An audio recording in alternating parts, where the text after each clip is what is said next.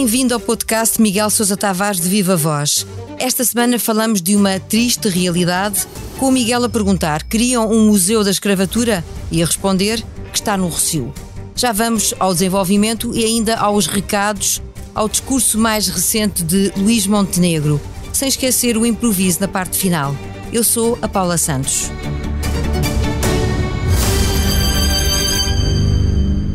Olá, Miguel. Olá, Paula. Falemos então dos timorenses que saíram da sua terra para vir trabalhar para Portugal em condições bastante discutíveis e até lamentáveis. Isto coloca várias questões que o Miguel levanta no seu texto do Expresso esta semana, a começar pela atribuição da cidadania portuguesa. Retenho esta frase sua: duvido que haja outro país do mundo onde seja tão fácil a obtenção da nacionalidade.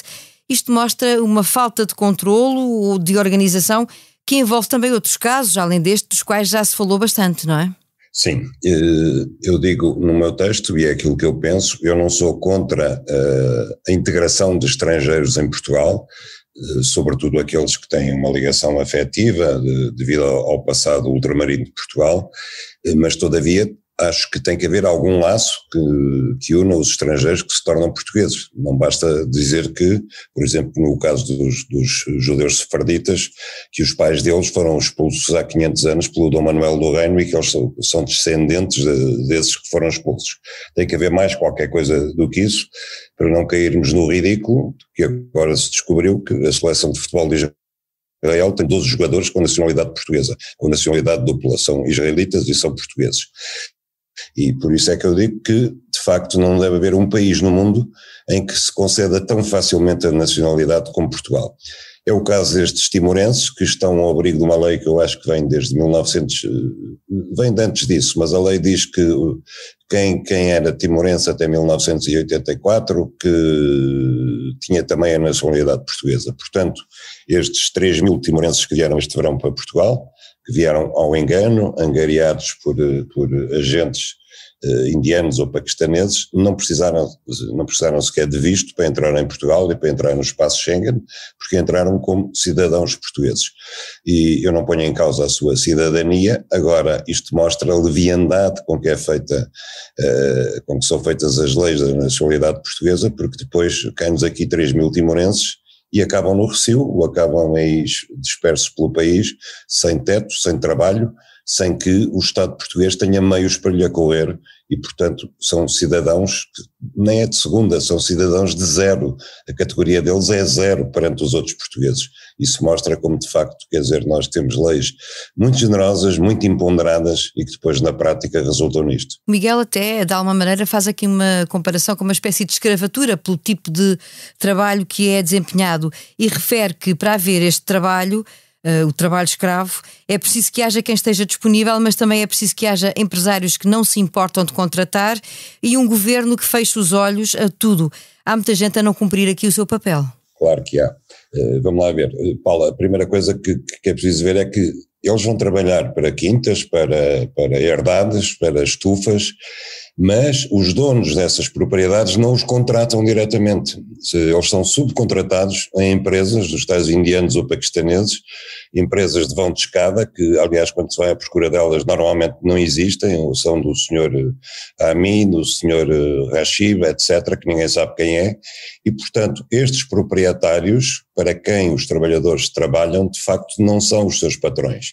Isso serve para os eximir de quaisquer responsabilidades laborais, de quaisquer responsabilidades perante a segurança social, quaisquer responsabilidades perante a lei, porque quando chegam lá as autoridades para ver como é que são os contratos de trabalho deles, eles não têm contrato com aquelas empresas onde de facto estão a trabalhar.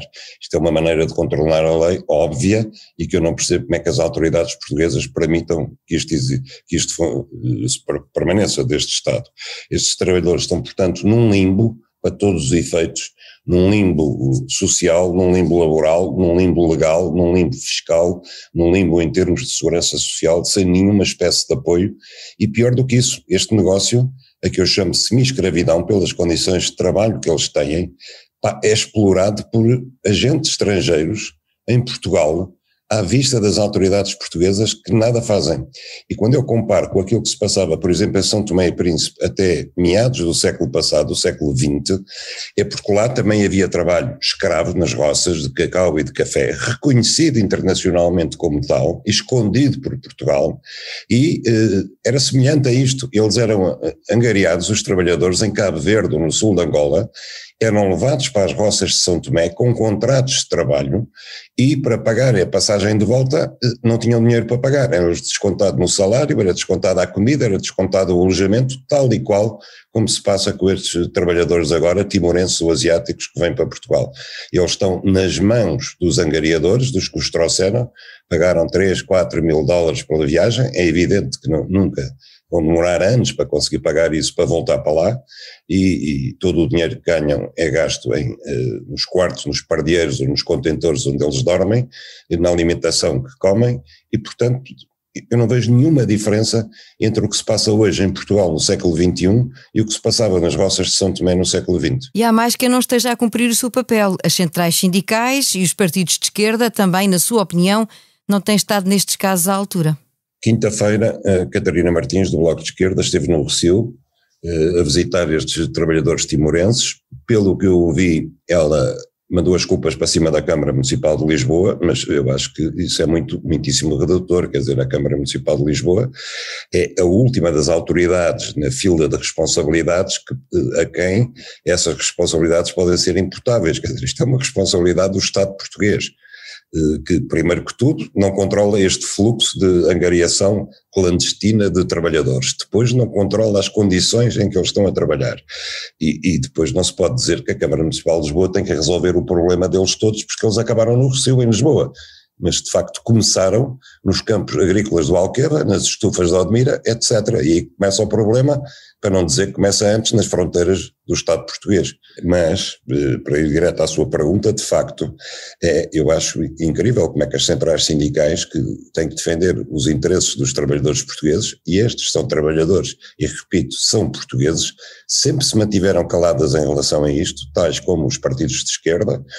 e assistimos a isto há muitos anos, porque a Expo 98, eu recordo, era um mercado de escravos a céu aberto. Todas as manhãs, os trabalhadores, que eram todos imigrados, africanos e asiáticos, juntavam-se às portas do estaleiro da Expo 98 e eram contratados ao dia, conforme as necessidades. Era um mercado de escravos diários, eles eram contratados ao dia, sem nenhuma proteção social, sem nada, com proteção de acidentes de trabalho, nada.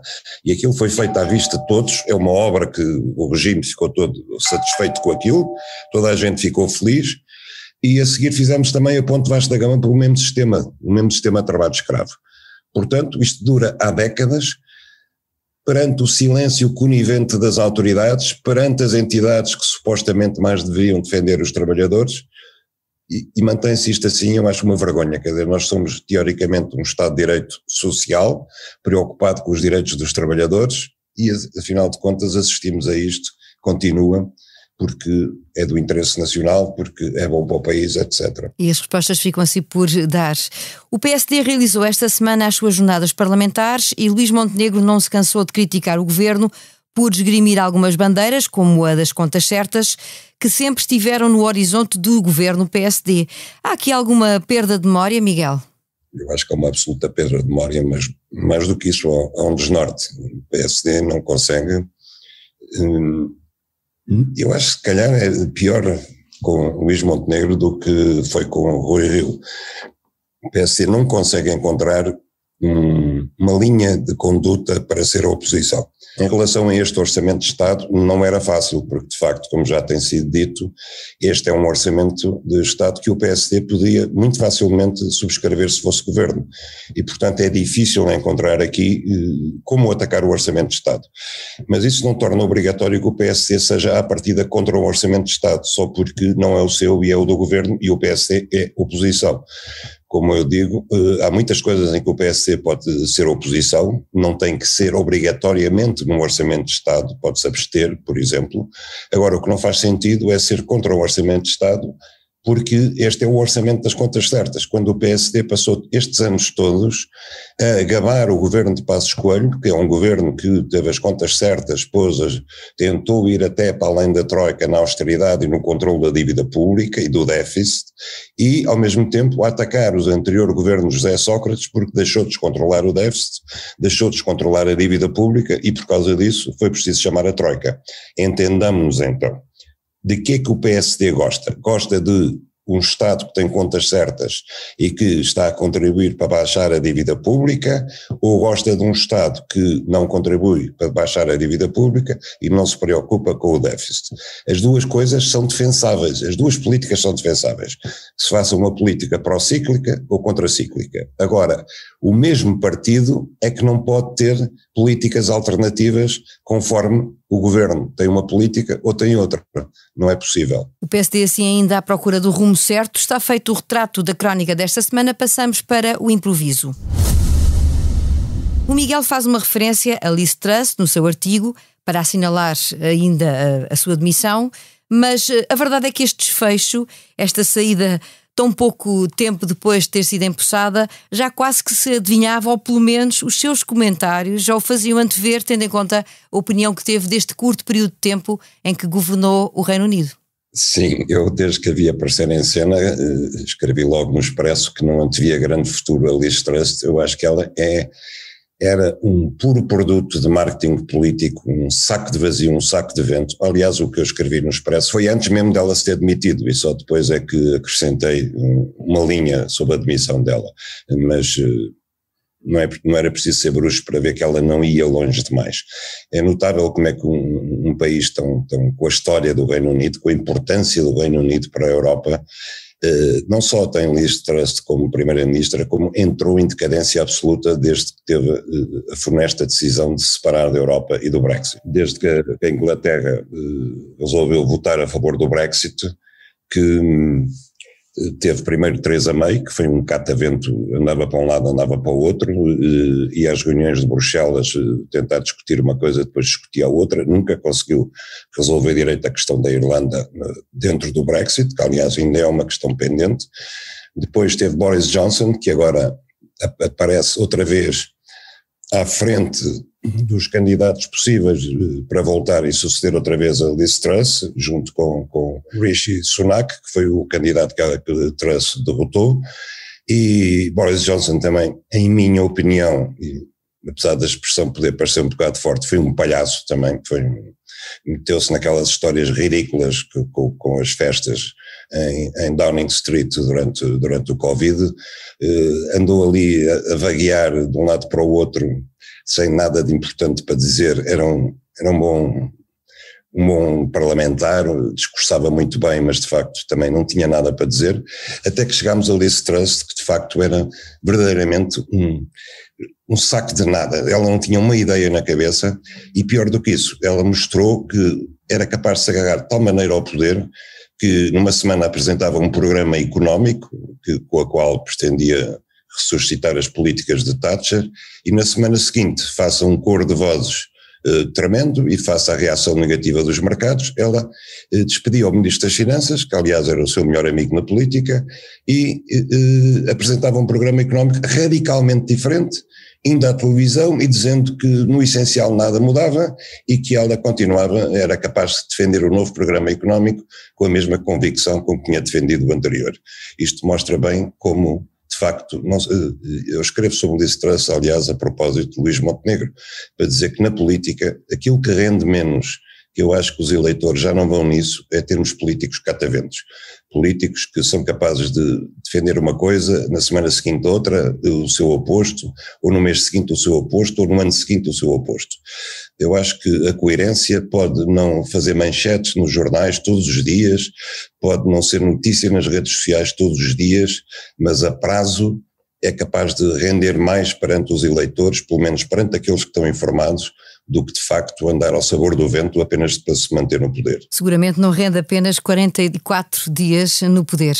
Criam um Museu da Escravatura, está no Rossio, o título da crónica e do podcast de Miguel Sousa Tavares esta semana no Expresso. A sonorização deste episódio esteve a cargo de João Martins, a opinião à sexta-feira.